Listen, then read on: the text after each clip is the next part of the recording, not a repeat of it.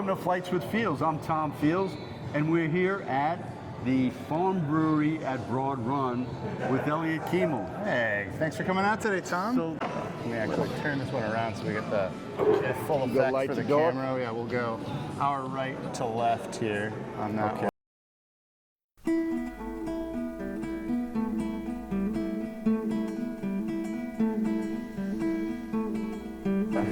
And I'll go left to right. I poured them.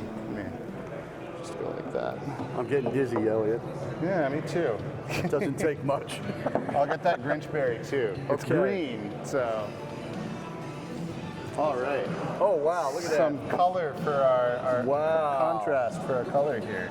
that. Okay, where do you suggest we begin, Brewmeister? We're gonna start with the Broad Run Blonde here. It's on the right. It's on Okay. your right. Cheers. Salud. Santé. Merry Christmas. Merry Christmas. So that's the blonde. Is that a lager? The blonde is an ale. An ale.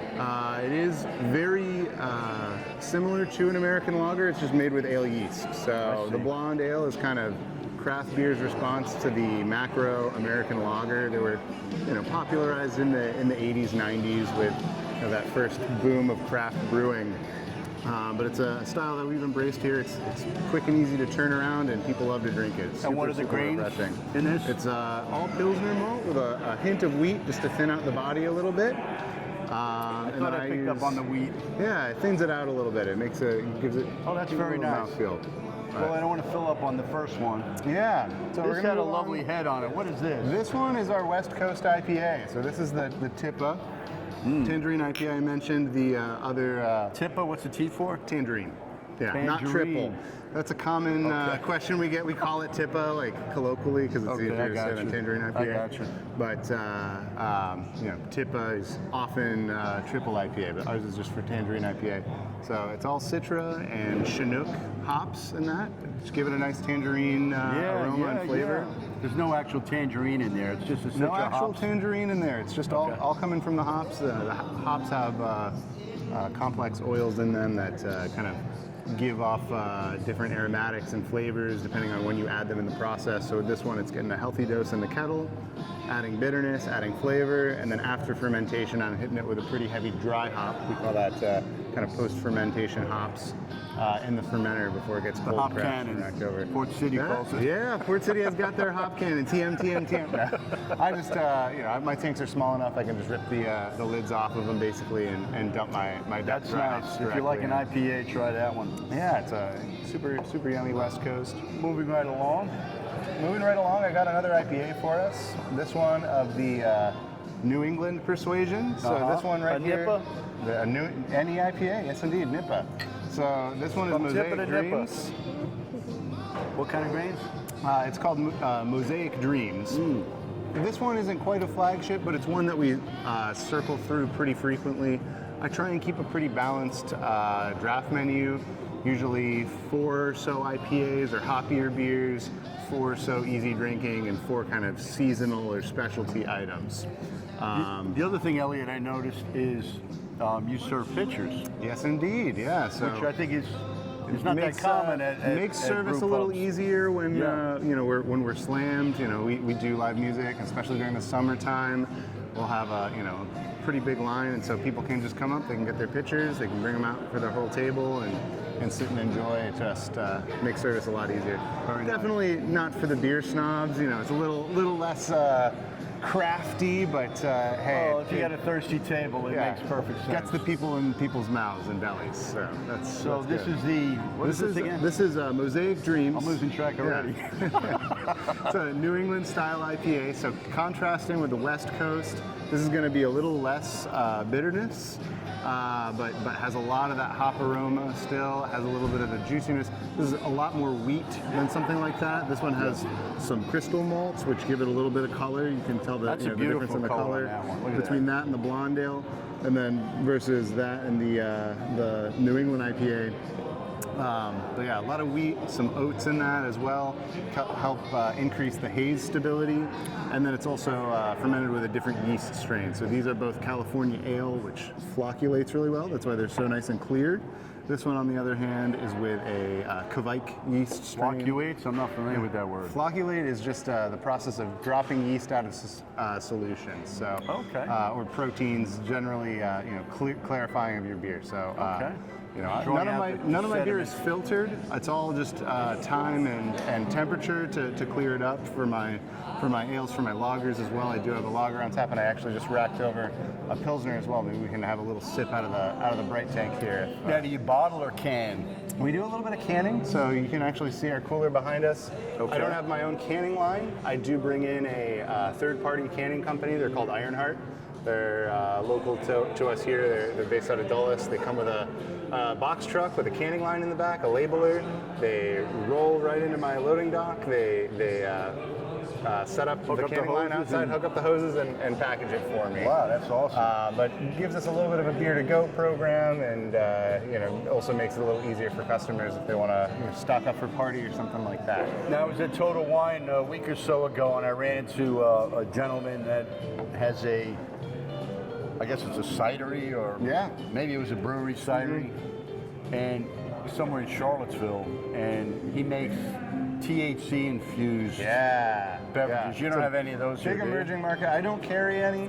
It's something that I've explored. It is a different permitting that you have to get, at least in Virginia, through the Department of Agriculture as opposed to the ABC department. And there's so many laws changing around that sphere right now. He was not happy with the Commonwealth of Virginia. The Commonwealth of Virginia and federally, federally right now, they're starting to clamp down on some of these loopholes that states have. Well, this poor guy was there with the helper. There was 4 packs, and they had to take off those plastic the Pactex covers. Yeah, because someone in Richmond deemed that was no longer child safe. So they had to replace him with the new model that somebody was probably getting a payoff. Yeah. Crazy. Replace all the 4-pack. Yeah. So it's like, there's a lot of red tape. And, hey, dude, maybe you can go old school and just put it in the cans that you open with a can opener. He was like, honestly, you might be onto something. It's like give away the can opener with every 4-pack and you're still ahead. Yeah. Instead of buying all that plastic junk. Yeah, you might be onto it's something. not good for the environment. Yeah. Okay, well, enough about THC. Yeah, absolutely. Let's move on to this dark. So we've got our. That is dark. This one's a little boozy here. So this is our bourbon barrel aged Ghost of Broad Run Imperial Stout. Ooh. So yeah, I'm getting the bourbon. Yeah, you get a lot of bourbon off of it. It's aged for 12 months in A. Smith Bowman bourbon barrels. 12 months in what? A. Smith Bowman. It's a Virginia distillery that makes bourbon, Virginia bourbon, if you will. But they are based out of Fredericksburg, Virginia. Actually used to be in Reston, right where Reston Town Center is now. But so they sold that land to the whole Reston development. I remember when it was a cornfield out there. Moved down to Fredericksburg. But they're I believe Virginia's oldest distillery. Don't quote me on that. I'm sorry if I'm wrong, A. Smith Bowman. But they used to make Virginia Gentleman, which is a popular whiskey that's it's a bottom shelf whiskey. They have much nicer stuff now. Comes in a plastic handle jug, right? Exactly. $16.99. So the Virginia Gentleman. But now they make much higher quality bourbon. That's where I source most of my bourbon nice. barrels. You know, that would pair nicely with a cigar. Absolutely, a cigar. Speaking of cigars, are you cigar friendly here? We do have a smoking area. We do ask that customers, guests keep that, and we have a special gazebo for it that's off to the side. Okay. So we are smoking friendly. Sometimes people will light up a cigar by a fire pit or something like that. If nobody else is around, they're not bothering anybody. We generally don't have to say anything. Don't encourage that. Don't encourage it, but it happens sometimes, and that's all right. As long as that would it's go not nice too busy, with a stogie. Absolutely, nice I cigar. might bring a crowler home with me. You do crowlers? We do, yeah. So we have and growlers. Crowlers and growlers. For the uninitiated, can you tell us the difference? You bet. Yeah. So crowler with a C. That's a 32-ounce single-use can. They're aluminum cans. Again, I actually have a couple pre-made in the fridge right there. Okay. Growler with a G. Let me go grab one. Yeah, for demonstration purposes. Growler with a G is a 64-ounce glass jug that's multi-use. You can bring it back. But officer, I only had one beer. Yeah, so 32 ounces, maybe technically 2 beers depending on how you define it. But that puts Fawcett's to shame. Yeah. But Very nice. yeah, we. And the we have growler is 64? A growler is 32, a growler is 64. Okay. Yeah. All right. And you do, like, if I brought a growler in from another place, would you we'll refill fill it for any me? glass. Yeah, we'll fill Okay. any glass as long as it's clean. Don't bring me a Any dirty glass. growler. Does it have to be 64 ounces? It should be 64. I say any glass. I can't any bring in growler. like an empty, like, water cooler jug. 5-gallon pitcher. Like, he said any glass. Yeah, no. Any growler that's full of beer that's 64 ounces. All right, fair enough. This is nice, though. Yeah, I really thank like you. it. Yeah, so it's American Imperial Stout, touch of lactose in it. So sorry if you're lactose intolerant, but No. Yeah, just a touch to give it a little bit of added body and sweetness. But all of that.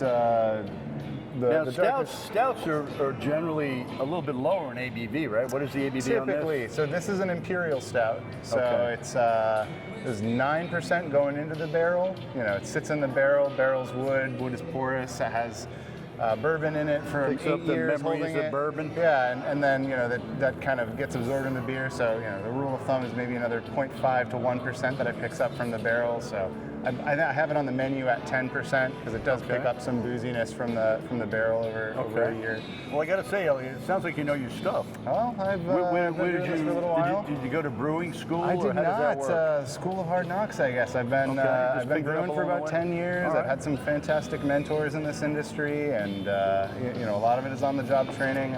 My background, I have an English degree, so you know, what do you do with a BA in English? Go brew Come beer. and make beer. Yeah. Write you know, poetry. Brewers have a very diverse background. It's something that you do only if you really love beer. You know, you really have to love beer to dive in and brew. Well, that's why I started this Flights with there you go. Fields Yeah, channel. you get a little bit of that as well. You know, I figured, and you have the honor of being our first place. I'm so honored. Our yeah. first visit. Okay, the Mean All right. Greenie awaits Mean us. Greenie here. Let me put this back so it doesn't yeah, spoil. you bet. Yep. Yeah. Last but certainly not least, and we can try a few more. I have a lager on that I'd like you to try as well. Oh, and then yeah, sure. We'll go back and we'll get a little a Zwickel pour out of the bright tank too. But so this one here, Grinch Berry. This one was a happy little accident. Agreed I on would that say.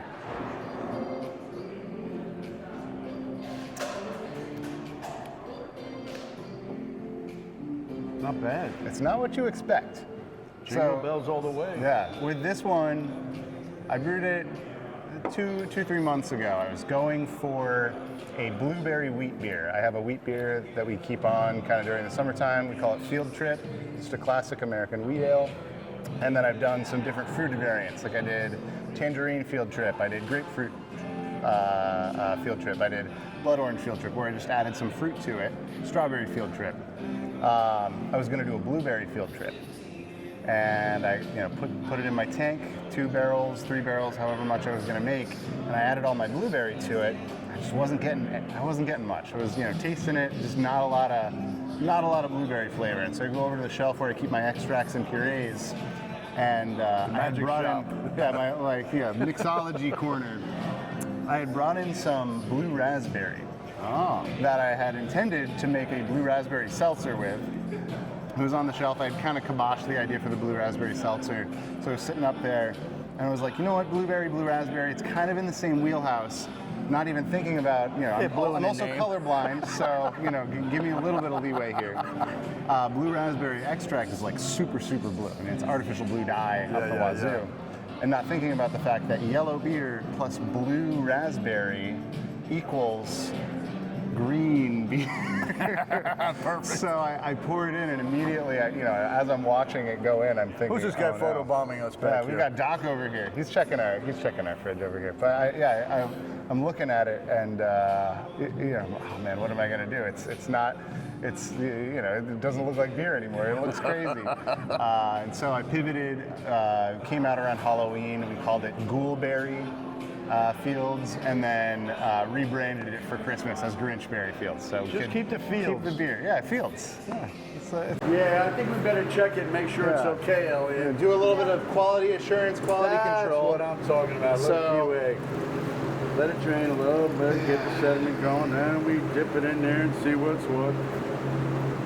So this is unfiltered Pilsner. It's going to sit for a couple more days before we put it on tap to clear up a little bit now that it's in the bright tank. You're getting a behind the curtain look here, Tom. I feel like there should be a cow mooing right now.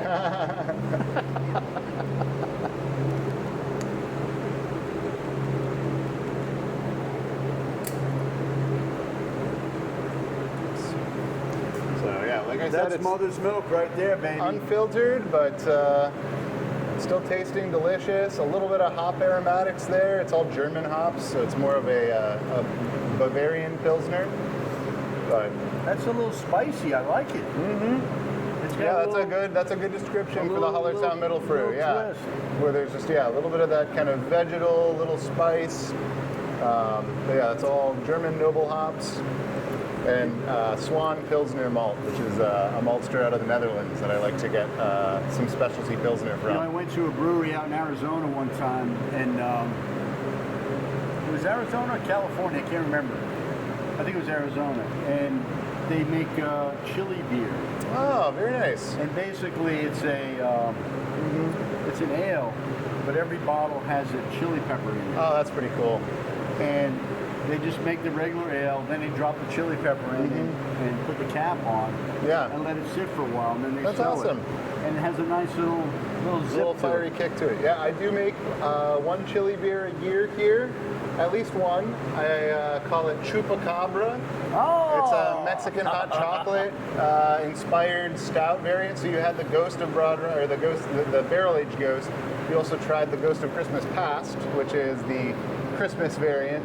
But I do a chili pepper, cinnamon, and cocoa nib variant of it every year Have too. you had a chance, they don't make it anymore, but to try Stone Chocoveza? Yes, I have had that. Oh my God, I wish they'd bring that back. Yeah, that's a good one. That was so good, based on a Mexican hot chocolate. Yeah. Coming out today. Thanks for having us. Absolutely.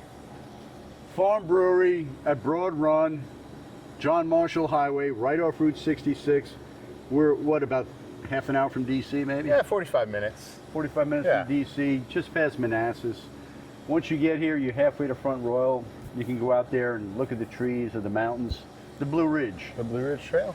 Bring your canoe, bring your kayak, bring your kids, bring your dog. Maybe we'll have a dog brew by then. There we go. Cheers, everybody. Thanks for visiting with Flights with Fields.